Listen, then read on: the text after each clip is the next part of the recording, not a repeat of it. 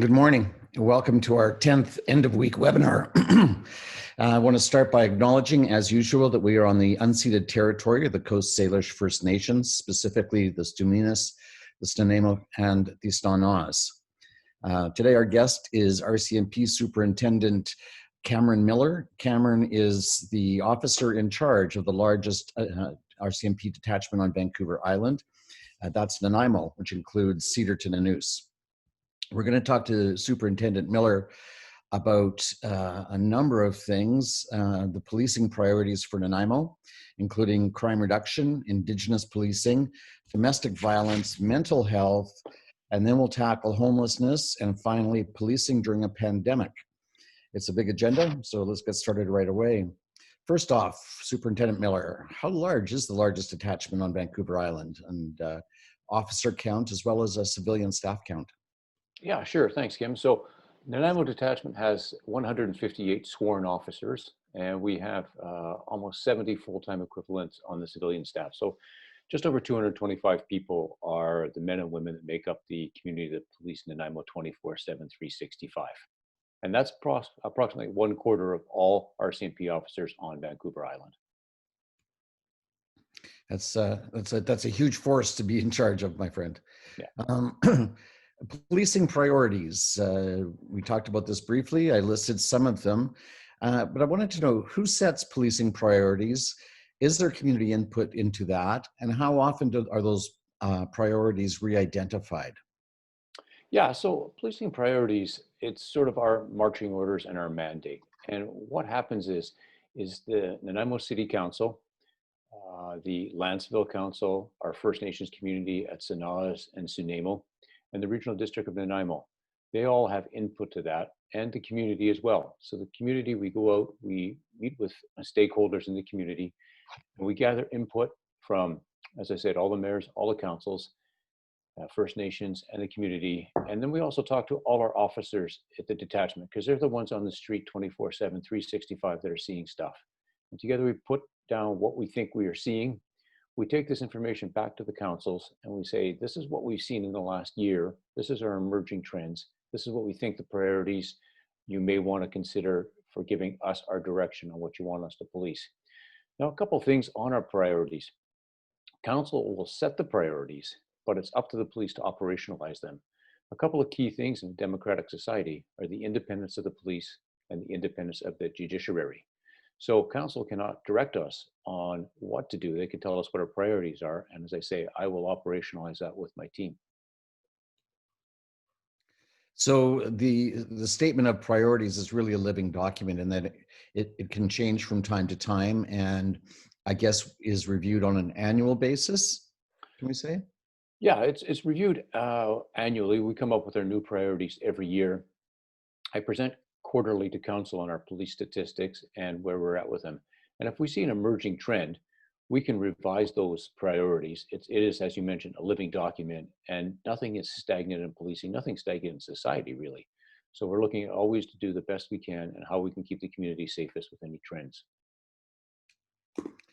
Fantastic. So I quickly went through the list of priorities: Yeah. crime reduction, Indigenous policing, domestic violence, mental health, road safety. Can you address each of those 5 priority points and just talk a little bit about what's currently going on in each of those areas? Absolutely. So our 5 priorities, and when I present to council, I always suggest that they look at somewhere between 4 and 5 priorities, because if you have more than 5 priorities, you really have no priorities. But each priority is broken down into some things and subsections and different things we can do within the priorities. So take a look here at reducing and preventing domestic violence. So some of the stuff we've done to do that is we've done a lot of training in-house with our members, what to look for when they go to a potential domestic call. Because we'll see times where a call comes in as possible domestic, and we get there and a couple is all happy and everything is good on the surface, but we can see maybe bruising marks or something like that. And we look at those sort of telltale signs. And that's part of the education we give our team. Also in domestic violence, we're working with our partners, our shelters, the courts, to make sure that we get these files in front of the courts quickly. And then we get support for people that are fleeing domestic violence. So our partners at BC Housing have arranged for housing for people who are fleeing domestic violence in the time of COVID, because right now, obviously, there's not hotels and things. So we want to make sure that people can get shelters and get away from a domestic abuse of a situation. In reducing crime in the city, a number of ways we're tackling that. One of the key things we start off right at the bottom is school presentations, because we've got the youth. And what we want to do is make sure that kids make smart choices. And one of the things I implemented in the last year was a program called It's a No. So right now you see a lot of people doing what they call sexting and sending inappropriate pictures back and forth. And we're convincing youth that if they do this, those pictures stay on the internet forever. So It's a No allows youth the courage to go back and tell people, I am not going to send stuff like that. Another thing on crime reduction, we track the amount of drugs and fentanyl we seize. Also in crime reduction, we need the public's help on this one, because so many of our cars that get broken into are unlocked. So how do we educate the community to make sure that they street-proof themselves and help us in that manner? On the road safety, we're looking at impaired operations and a number of street checks, but we also do distracted driving campaigns. And these are provincial-wide campaigns that focus on things, as I say, distracted driving or speeding. We work with our partners in ICBC on this one, because ICBC, a lot of people have seen the road safety panels we have where they do our speed watch, and we'll set those up. And ICBC help us fund that, and they give us crash locations and crash data so we can set up enforcement in areas where there's a lot of crashes. Because what we want to do is prevent the crashes and educate the community. With respect to our First Nations community and helping them, cultural awareness training. Every single RCMP officer takes First Nations cultural awareness. We've had elders come into the detachment to talk to our members on history and the nature of First Nations, just to make sure that we better understand them and can help them when we go to deal with them, that we're culturally sensitive and respect their cultures. So that's a number of things in each of those priorities we do. They're ongoing. We track our statistics and we make sure that we know what we're doing. And as I said, if we see trends, we can insert a new one of those subcategories, or we can create a new whole category altogether.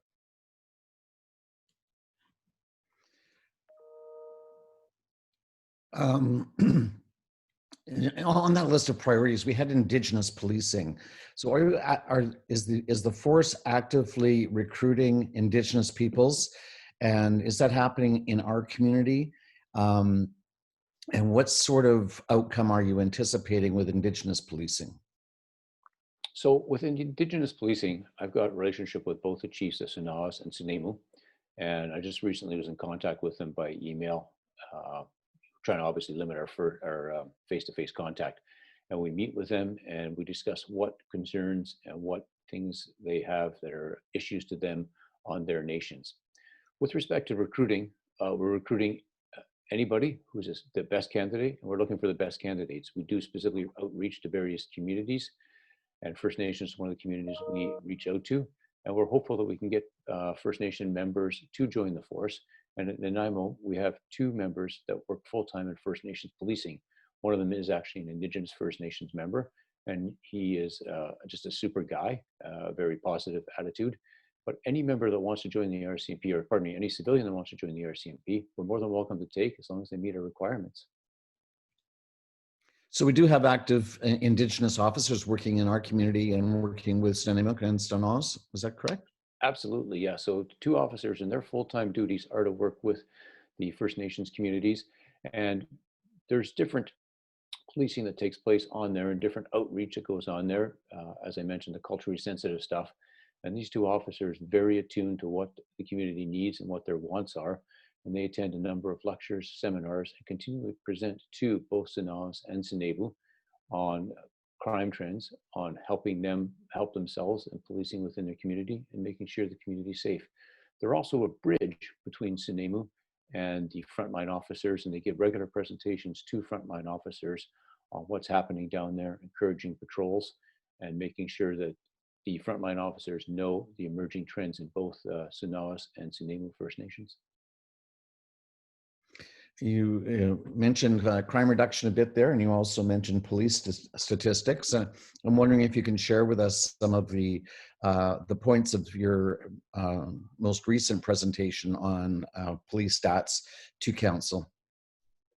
So at the end of the first quarter, so in March, I forwarded, actually, I don't think it was probably the beginning of April, because I think we all recall March just kind of blew up in our face with COVID. So we looked to track our statistics month over month, year over year, quarter over quarter. And I don't have those numbers in front of me. I apologize. But one of the things a lot of people said during COVID that domestics spiked, and actually our statistics showed, and another number of other police forces showed that domestics actually didn't spike. They actually went down in numbers. We're seeing that trend reverse itself back to what we call our normal rates with respect to domestics. We were seeing fewer accidents, fewer traffic, less traffic on the road because more people were sheltered in place and at home. One of the things we've seen in the last probably 2 to 3 weeks is we've seen more speeding. We're getting this from a number of complaints from citizens, and we started to step up enforcement patrols in that areas that we're getting these calls from, just to focus on speeders. Now, we're not sure if that has to do with the reduced cost of fuel, fewer cars on the road, or just people wanting to get from A to B quicker because they're afraid of the pandemic. But the speed limit is a speed limit. We're going to make sure that people are safe. And it's not necessarily about a person getting a ticket when we hand one out. It's about keeping the kids and the community safe in the areas that we're working. Yes, it must have been an interesting social phenomenon going on in the background behind COVID-19. Like you say, fewer cars on the road, but people tending to speed more because they feel safer because maybe there's not as much traffic. But all of those conditions, almost everything in your priorities list would have been impacted by COVID, by the isolation that was going on. You want to talk a little bit more about policing during the pandemic? And first off, has your force been impacted by COVID-19? Have you had officers come in sick? They're constant contact with the public, and you don't have a choice of who you can have contact with. It's the public is your audience and your target market. So how has COVID impacted your force? Yeah, so I think COVID obviously has affected everybody. So when we first started coming into the COVID and it was declared a pandemic, we took a careful look at how we were working. So I redeployed a number of officers. For example, our school liaison team. The Minister of Education closed the schools, so I redeployed those members to frontline policing. And what we did is we broke our teams down to make sure that we were sort of self-isolating / keeping away from each other. We were spending as little time in the office as possible and more time in the police car. And when an officer came in for duty, they'd pick up their equipment, they'd head out to a police car with a series of Lysol wipes, and they'd wipe their car down on the inside, they'd wipe the computers down to make sure that the car itself was safe. All our officers were issued with PPE in case they had to go into a scene which could be COVID positive. And we never know sometimes. One of the files police go to is sudden deaths. And if somebody passed away from COVID unknowingly, our officers had to be equipped. So we had protective suits, masks, and everything else for them to wear when they go into those scenes. As for the officers, anybody who's potentially exposed to COVID had to go through a rigorous de-cleansing process to make sure that they were safe. And anybody who was showing signs and symptoms, we were required to self-isolate to make sure that they didn't contaminate anybody else. Through the whole time that we've gone up to now, and we're still in a state of emergency as declared by the provincial government. So we're still monitoring, we're still isolating, we're maintaining our social distance. We've changed the way we do our briefings, so we're further apart than we used to be. Our lunchroom has had most of its chairs taken out just to make sure that everybody's safe and reminding. And we're just following our rigorous cleaning procedures. Another example, inside the police station, we used to have the civilian cleaners clean Monday to Friday. That's been changed. Now it's Sunday to Sunday. They're cleaning 7 days a week, and that building is cleaned, all the touch points, doorknobs, particularly down in cells, because once we take somebody in custody, we have a duty to make sure that they're kept safe, and we're keeping our cells extra clean. Police cars are kept clean. So that's kind of the extra added cleaning, extra added attention to detail to make sure that we stay safe and keep the public safe as well. When we're going out on a file dealing with people who we think may be COVID positive, as I said, our officers are issued with PPE and they will mask up. And sometimes people have said, well, you guys kind of look funny. Well, we're kind of the opinion, we'd rather look a little bit funny and be healthy than not look funny and get sick and take somebody off the front line for a while. All very important points, because obviously police officers can't work from home very much. that would be a challenge, of course. And we're getting some questions in from viewers, and I think this question will give us a chance to explore a subject that I know we wanted to spend some time on. And I want to thank Mark Fenwick, GM at Woodgrove Center, for submitting this one. How have the RCMP adapted practices or approaches to dealing with a growing homeless population of drug addicts and unstable individuals? So a number of questions were raised there, Kim, and I'll try and cover off as many of them as I can. So first of all, with respect to homeless people, there's no crime in Canada to be homeless. So a lot of times people will come to the police and say, well, that person's homeless, go arrest them.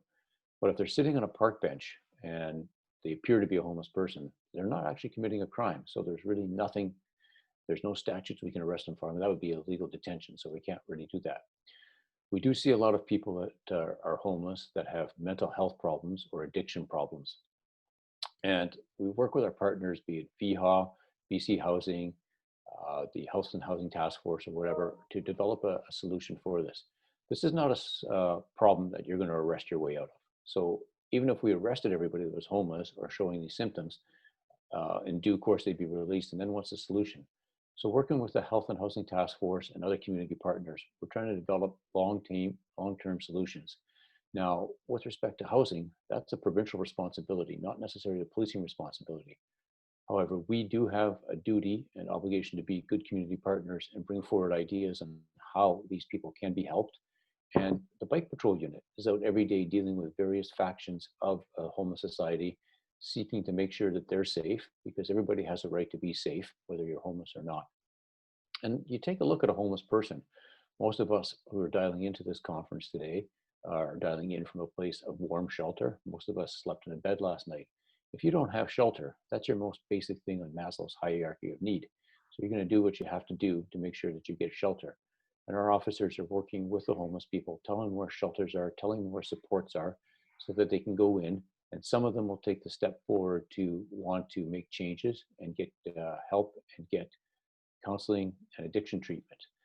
Not all of them will, but we want to work with our partners on how we're going to do that sort of stuff. Something else we've implemented in the last few months is working with the city, and we have a clean team. And what this is that's a city sweeper that sweeps the road. Will come down in some areas where homeless people are known to frequent, and sometimes the garbage is left behind. But we're finding that homeless people are actually pretty good about cleaning up in Nanaimo because the Bike Patrol Unit has a good working relationship with them. That said, we declare these areas where they are, Wesley Street, Diana Krall Plaza, and other areas, as work zones in the morning. Street team comes in, they sweep, they clean, they pick up all the garbage. And during that time, the homeless people or anybody occupying that space will have to leave. It doesn't mean they can't come back later. But we found that this has made a huge increase in the cleanliness and overall condition of these areas. Now, where do the homeless people go when they're cleaning one particular area? Well, they'll move along and they may or may not come back. But back to my original point, we can't arrest our way out of this one. We have to come up with a long-term solution. And I know, as I mentioned, BC Housing, the City of Nanaimo, United Way, Ministry of Poverty Reduction, and ourselves as the police and the chamber as well, all working together to come up with a long-term solution on how to help people to make the city a safer place and have a more viable economy, but to also help people as well. Yeah, I know we've spent hours together with you. I appreciate your time so much in participating in the Health and Housing Task Force, Homeless Coalition, and other efforts to make some progress. A question that has just come in from a viewer: do you have plans or commitment to working, or are committing to working with people with lived experiences to ensure you're helping people in a way that is useful for them? I'm sure you understand where the question is coming from. So, Yeah, for sure. So what we always want to do is when we're dealing with somebody, whether we're dealing with a doctor or somebody with lived experience, homeless person, the victim of a domestic assault, we want to try and put ourselves in a situation where we can show empathy and compassion and make sure that the solutions we come up with are going to work for them. So giving people solutions that aren't going to work for them is of no use. And an example of this is if you have somebody who's arrested for an offense, whatever that offense may be, who is an alcoholic. So he has a chemical dependency on alcohol. To put a condition on that individual of abstain from alcohol is not realistic. So working with the courts, working with counselors on how to come up with solutions and or treatment ideas to help those individuals to make sure that what we're doing with them gives them a better opportunity for success and less of a chance for recidivism of offenses. So yeah, absolutely looking at everybody's unique circumstance. And one of the things police are referred to often these days is psychologist in blue. Because of the strain of the mental health on this, the overall system with BHA and with all the other health authorities across the country, police are the first persons to see people that are having, be it psychosis, being mental health breakdown or whatever. So we have to be able to go into a situation. We have to learn how to de-escalate, and we do take training on de-escalation, critical incident intervention, and we're trained on that every 3 years and recertify on that. How to break the thing down and how to work with a person and get them to negotiate a solution as opposed to going in hands-on, arresting people, because that's not going to help anybody. So we want to make sure that we work with a person, try and see things from their point of view, try and get them to see things from our point of view, and work out a compromise solution to get the person, whether they have to go to a evaluation center at the hospital, or sometimes it's incarceration or whatever, but we want to work with people because it's always better to work with people than against them. It appears as though our numbers on the street have recently begun to increase. I don't know if that's a seasonal thing or if you might have some ideas of why that would appear that way, but we've certainly had businesses and residents of the downtown area comment to ourselves through our downtown association as well as through the chamber. Is your team on the street experiencing that? Is that apparent? And are you well enough resourced to react to increasing numbers? Yeah, so we are seeing an increase in the homeless population in Nanaimo. This tends to be a seasonal thing when people tend to come over from the island starting sometime around the May long weekend was traditionally when it started. It's been moving a little bit earlier all the time. This year, of course, is an anomaly with COVID, but we are seeing people from different parts of the country and from the lower mainland coming into Nanaimo to access supports and services.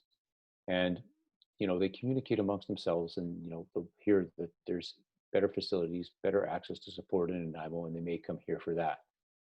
As for our resourcing levels, what I do with the resources I have is, you know, we're nimble enough to determine if we've got a problem in one area, we can redeploy officers or reassign officers as need be. And, you know, classic example of that was during COVID when we readjusted our shifts and schedules to make sure that we were on the streets helping out those who needed to help them the most. Now, Nanaimo City Council has been very generous, and we're going to be getting 3 officers a year for the next 5 years, so that's 15 new officers. We picked up the first 3 this year. One of the problems that the RCMP is having, but every other organization in the country, be it police, military, or private industry at this time, is we're having trouble hiring people because with COVID, you know, we can't do a lot of interviews. And if you look at the training the police undertake, it's a 6-month training process, and a lot of it's hands-on learning for self-defense in close quarters. So our training academy in Regina for the RCMP is closed, and it closed down at the start of COVID. We're looking at reopening that in the middle of the month with a couple of troops, but normally we're running somewhere between 10 and 15 troops. So when you turn the taps off, you don't have any new input. That said, I don't have to explain to any member of the chamber that there's something called the graying of society, and we're getting older and seeing more retirements. So we're looking at backfills coming in, and we don't have as much on the way of backfill and recruitment as we'd like. So, but that is also happening to my partners in Vancouver Police, Metro Toronto Police, OPP, the military. So everybody's trying to draw from the same number of resources. That said, the RCMP has a fairly robust recruiting campaign, and we are looking at getting more members. And the number of officers I have right now is more than sufficient to meet the needs of policing as I have it right now. And while you have indicated that homelessness is not a crime, and you've certainly drilled that into my head over the past couple of years that we've been doing business together, but there are behaviors associated with the homeless population, street entrenched population, and those are, of course, concern to everybody in the community. And wondering if you can address that. As we see the population goes up, does the incidence of crime go up? And I'm going to cut the question off there because I could turn it into a multi-part. I'll ask a separate set of questions on whatever your answer is here. Sure. So with respect to your population base and the type of crimes, so we track crimes, basically the number of crimes, and different communities will have what they call a crime severity index. It could be higher or lower. So smaller communities may have a higher crime severity index. A large community can have a lower crime severity index. You know, if you look at a community such as Oak Bay and Southern Vancouver Island, they have a very low crime severity index. Not a lot happens in that community. You look at some other communities in the province, which may be smaller, and they have a very high crime severity index. You know, whether this is dealt by economic factors, by socio factors, many, many variables. To paint a brush and say homeless people commit crime is not accurate, and we can't say that. That said, with the number of homeless people, sometimes homeless people do commit crime. Now, as we've discussed, homelessness is not a crime, but when homeless people do commit a crime, that's when the police have to become involved and take proactive enforcement with respect to obviously arresting, because we don't want our streets to be a place where people will congregate and or commit crimes. Another key aspect of this one is safety within the community. Do people feel safe within the community? Because as your police chief, I know that if people don't feel safe, they're not going to go downtown and frequent businesses. So that's one of the reasons I have the bike patrol unit out there. And I know, Kim, we've met last year a couple of times during the Thursday night markets, and I made sure that my bike patrol was doubled up for the night market to make sure that people would go down there and feel safe, because it's critical for me for people to feel safe and to be comfortable within the community. That's how we get a robust economy. That's how we get small businesses working, and that's how we make the community safer overall. Yeah, once again, I want to commend you and your team for helping out so much during the night market, and was really instilling that feeling of safety. There wasn't much going on that you would have to be there to enforce the law, but a simple presence there. It was, I think, great for the community, and kids can come up and ask questions. So we really enjoyed seeing you there, and of course we've made good friends with some of the officers who regularly frequented night market, and I was quite surprised because last year we undertook some studies at the Chamber of Commerce over business neighborhoods and how they were impacted by homelessness and the movement of people from tent city to emergency shelters. And we got quite an education, being informed that indeed crime had been rising. Our shopping center managers and owners had experienced rising incidents of theft, shoplifting, property damage, those kinds of things. And when we dug a little bit further, we found that all this had really begun to spike before our homelessness numbers started to spike. So that it was, although they were parallel, they really couldn't be scientifically associated with each other. And when we thought that the largest incidence was happening in our city center, we found out, and that's not true, that it was happening at Woodgrove, it was happening at Southgate, it was happening at University Village, it was kind of rising equally all through the community. So we noticed that over the last couple of years, incidences of those kinds of crimes seem to have increased. And I'm wondering if you've got the resources, or do you get spread too thin when you're dealing with, a community as large as Nanaimo is in area? And what's your experiences in speaking to some of those business precincts outside of the downtown area?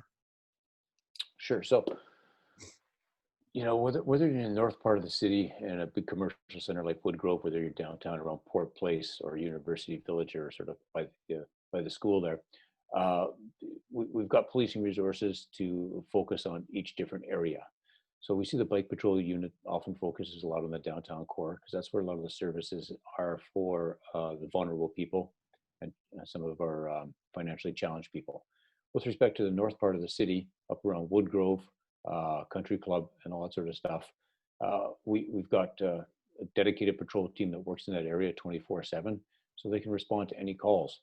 Now, I know that a number of people had complained and saying that the crime was up. And when we looked at our statistics, we weren't actually seeing what people were saying.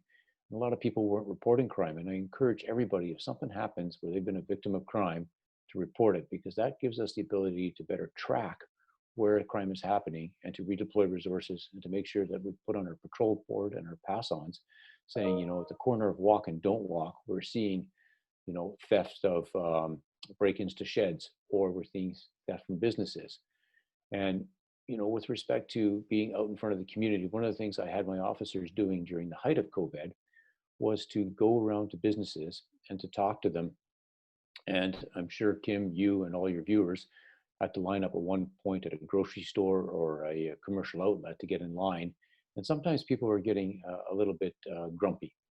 And, it disheartened me when I would go into a grocery store and see signs saying that, abuse of our staff will not be tolerated, you'll be asked to leave. And that's why we had our officers go out on a proactive basis to the stores, get out, not necessarily go in the store, but stand out by the line and say, how's everybody doing today? Because you mentioned at the night market, it was comforting for people to see a police officer, just the fact there's that level of oversight and everything, and just having a police officer get out at a big lineup where somebody just might be a little bit on edge, and it just calms everybody down. And it's just that, hey, how's everybody doing today? So part of our proactive community outreach and community engagement and communication. So with respect to, do we have enough resources? Yes, we do for what we're up against. And, there's a protest plan this afternoon. Well, we've got enough resources and we've reallocated and redeployed resources to prepare for today's peaceful protest, because they've said it's going to be a peaceful protest with respect to the Black Lives Matters and the George Floyd incident. Yeah, that's going to be interesting this afternoon to see what kind of numbers turn out. And this is, of course, across Canada today at 3:00. So it's interesting to see Nanaimo aligning with the rest of the communities across the country. A question came in, a very long one, so I'm going to try and condense it. And I know the answer because I know how hard both you and I work on the homeless situation. But bluntly, are you open to ideas from homelessness advocates who are not part of the Health and Housing Task Force or not part of the Homeless Coalition? Is that something that you would entertain sitting down with? Is groups outside of those agencies, task forces, and committees that have been set up to discuss these issues? I think that if anybody's got a good idea on how to build a better mousetrap, we should take a look at it. Now, Yeah. with respect to them working with the police on this, housing is really not a policing matter. That's more a provincial matter. We are a small part of the equation. And, if they want to come and present to the Health and Housing Task Force, I would encourage them to get a hold of Ledge Services at the city and ask to come as a delegation, because the Housing Task Force has had delegations. The Nanaimo Coalition for Housing has had delegations in it too. So there's a couple of groups that are working on this sort of problem and how to better reallocate funding, because there's a lot of funding out there from different organizations and from the province, and they're handing out to United Way or whoever, the Salvation Army and whatnot. So some of these people have great ideas. And if they can come and present them to the task force, because it's not up to myself as a chief of police to say, okay, we're going to put a homeless shelter here, or we're going to do this with our homeless dollars. That is for the elected officials and for the community groups to figure out how to do. My job on a very basic level is to enforce the law and keep the community safe. But am I interested in hearing ideas and working with partners? 100%, because that's how I'm going to solve things. We accomplish more as a team than we do on our own. And before mid-March, when everything came crashing down, the Health and Housing Task Force was holding a series of design labs, which were open to members of the public. These design labs were each focused on a different subject area.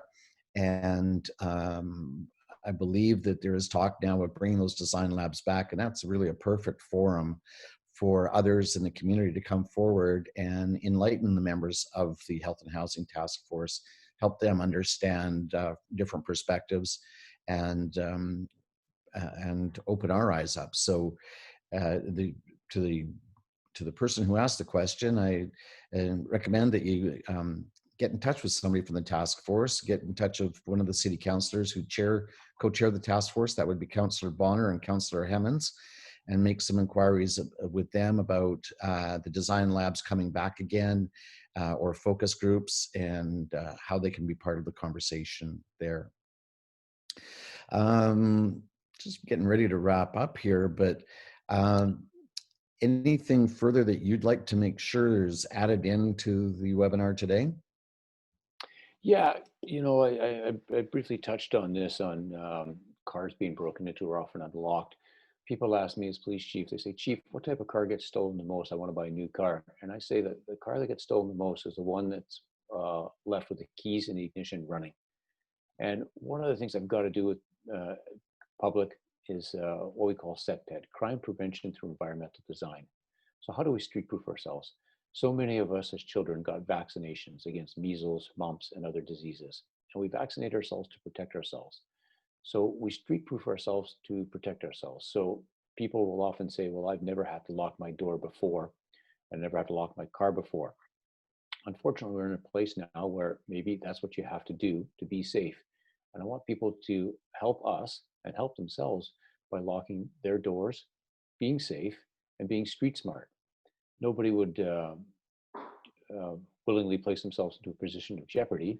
So always know where your situation is, how you can street-proof yourself. And if you have any questions on how to do this, look at forming a block watch within your community, because now you've got the whole eyes of the street working and looking out together, because if you see something, say something. We see those signs in the airports now. Obviously, most of us aren't traveling through airports. But before March, you'd go through an airport and it says, see something, say something, because we're all worried about anti-terrorism. But I'm worried about crime within the community. And I want to make sure that everybody in Nanaimo feels safe. But Sir Robert Peel, former British Prime Minister, said that the police are the community and the community is the police. So the only people that are paid to do this is actually the police. But the whole community, the 100,000 people that live in Nanaimo, Lanceville, and Cedar, are all jointly responsible for making sure this is a safe community. So I look to the community to come up with ideas, join Block Watch, and to help make us overall safer. And together we will succeed. And then once we succeed, that success will belong to all of us. Block Watch, how would one go about doing that for their neighborhood? Would that be connecting through Crime Stoppers? No, so Crime Stoppers separate from Block Watch. So if you just call down to the RCMP detachment, we'll put you in touch with our crime prevention services team, and they'll arrange for a Block Watch meeting. And we've been doing that all through the time of COVID. We've just been doing those virtually now, which has actually become very effective. People can ask questions and they can dial in from their home. Pre-COVID, we would meet at a community hall or something and say, this is the goals of Block Watch, this is the ideas, and this is what we're looking for. So often we see people go away on vacation for a week or 10 days and they come home, their home's been broken into, and we ask the neighbors if they saw anything and they say, no, we didn't even know they were gone. It's always helpful to tell your neighbors and make sure that you have good relations. And I get it that sometimes you don't like your neighbors and they're not ideologically the same as you. But if you're on the street with half a dozen homes or 10 homes, surely there must be somebody that you can talk to just to let them know you're going away. And that way we help each other. But yeah, by all means, call down to the police station and we'll set you up with a Block Watch, and we'll get a Block Watch captain, and we'll make sure that you are part of the team. You'll get call outs, you'll get fan outs, you'll get notifications of when things happen in your community, in your specific area. I think maybe one of the positive consequences of the pandemic is some of us have gotten to know our neighbors a little bit better. If it was simply going out at 7 o'clock and banging pots and pans and looking at your neighbors across the fence and giving them a smile and a wave, that leads to the next thing, which is engagement and conversation, and establishing some kind of relationship where you can go, hey, we're taking off to the cabin this weekend, can you keep an eye on the property? The other thing that I can't emphasize enough when I speak to businesses who talk to me about we had a break-in, or somebody smashed my car window or something like that, is I always say, did you report it? And say, well, what are the police going to do? This happened sometime in the last 24 hours. And I always say, phone it in. You have to phone it in and just call the police non-emergency number. We had an incident at the Chamber of Commerce building recently where there was some property damage. And as soon as I saw it, I said to staff, well, who wants to phone it in? And they were, don't phone it in. What are you doing? And I said, no, he called non-emergency number. I don't want anybody to respond to this. We'll get it fixed, but I want the police to know that it happened so that they can see if there's increased numbers of calls from a particular neighborhood in the community, that they can start to pay attention and attend to that. So I really want to emphasize that to folks, that they do exactly that. One last. Can I just build on that for a second? Sometimes they don't want to call in. We do have an online reporting tool as well. So let's say that you have a park bench in your front lawn, somebody nicks that overnight. You can report that online. You never have to talk to a police officer, and it's all coded and recorded, and we track it that way. So that's just one of the ways that we're using technology to free up officers, because there's some files, like you say, Kim, that there's not much point of an officer attending, but we do need people to report it. If they want to use the online reporting tool, a great way to do that and track stuff. I hadn't noticed, but we have a few more questions that have come in, and I'd like to try to go through these quickly. One of our member businesses, Greg at Logo West, asks, what can we do to help the RCMP in our city on a day-to-day basis? Well, as I said, the key thing is to make sure that your business is safe. If you see something, say something, call stuff in. If you have ideas on what you think we could be doing more, get a hold of council and saying, it would be really nice if the police did such and such. Normally we're working with council because I deal with them regularly, and council responds to the community's needs, and they help us set our priorities. So if people aren't talking to council, aren't talking to the police, we're not going to be sure what's going on out there. Obviously, anecdotally, we know by responding to calls and seeing where our pressures are. But if they want to be involved that way, setting up block watch and just watching out for the community as a whole, that'd be the greatest way they could help us. Pretty specific question here. What does a business do if there's homeless setting up camps overnight in front of their business and leaving a mess behind? Sometimes they're gone before the business opens in the morning. Yeah. So we can look at reporting that in. There's not a lot they can do, because where are these people going to go? I tell people, with respect to leaving a mess, we can start working on that, and we find out who those people are. The homeless people in Nanaimo are often different than a lot of communities, because when they come here from a different city and they try doing things, for example, last week somebody was eating a sandwich and he just threw it in the ground in front of the bike patrol unit. And the bike patrol unit didn't do anything to that individual. They looked over to another guy and said, can you explain the rules to him? And they went over and they talked to him and they said, this is Nanaimo, we don't do that here. And the person who was explaining to him picked it up, and then the guy who threw it went around and picked up some other garbage too. So it's a culture of respect, because our bike guys are out there and they're respectful to the homeless people. Obviously, at times they have to be arrested if there's a warrant or they've committed a crime. But normally, these are people. And if we show them respect, we get that respect back in huge dividends. So with respect to people sleeping in certain areas, we'll work with the community, we'll work with that to try and see if we can get them a place where they can go.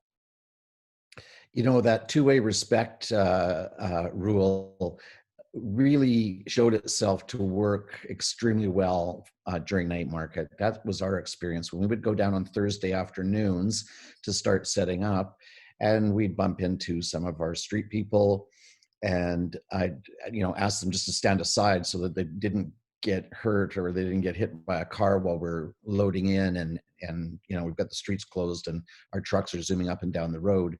And they would be very respectful back and say, oh yeah, I forgot, is it Thursday today? I'll get on my way. And off they would go. They don't want to get in the middle of a 5,000 people. It's not comfortable for them, but I would say, considering the number of people we met and the very, very small number of incidents that we had over 2 summers, it was pretty amazing, and it just proves that rule. I want to answer a question specifically to somebody. saying, would you be open to having an advisory committee made up of people with lived experience? I would suggest that this person contact, again, the co-chairs of the Homeless or Health and Housing Task Force, Councillor Bonner and Councillor Hemmons, and suggest that to them, because I think that that's where the effort needs to come from, because the conversation wouldn't just be about police and homelessness. It would be a much broader conversation, I would think.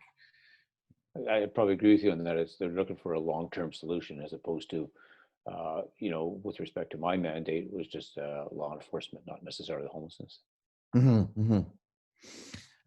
Final question, then I'm going to wind her down. This is a sensitive one, but I know you can handle these.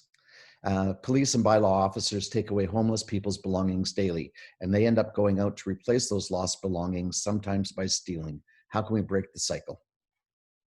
So there's a couple of things here. So generally, we're not going to take homeless people's possessions, and we'll often tell them, is this your shopping cart? So a lot of times, homeless people, we'll tell them to move in the morning. We'll say, there's your shopping cart. Let's get on your way.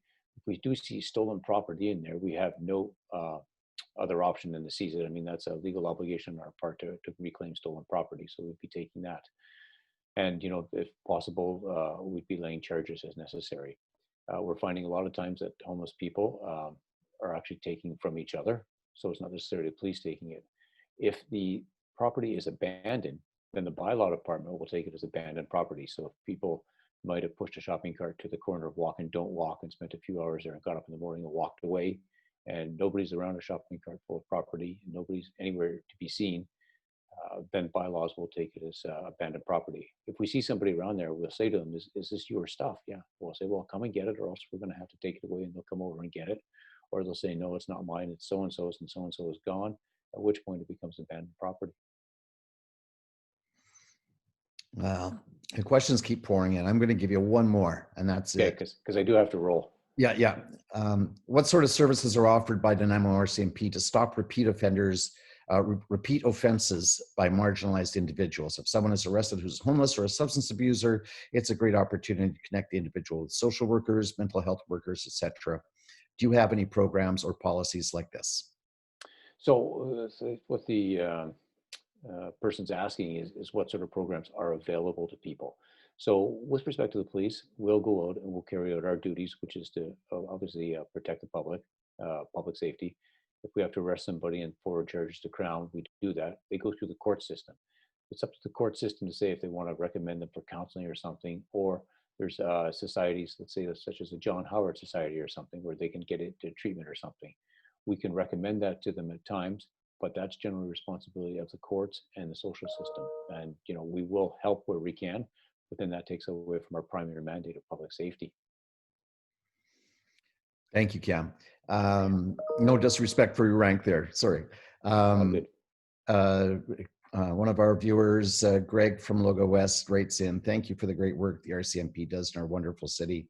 And I want to echo that on behalf of the Chamber of Commerce, all of our member businesses and all the businesses in the community. We thank you very much for the great work that you do in keeping us safe and keeping our city secure and a wonderful place to live. Wrapping up quickly, as I promised to get Superintendent Miller out of here by 10:50. It is 10:50 now. Next Friday morning at 10 o'clock, we will welcome back Member of Parliament Paul Manley and Member of the Legislative Assembly Sheila Malcolmson. They were our first guests in these weekly webinars, and so they are coming back to discuss where we've been in the last 10 or 11 weeks. Thanks very much, Superintendent Miller. I'll be seeing you really soon. Thanks, Kim. Cheers. Bye now.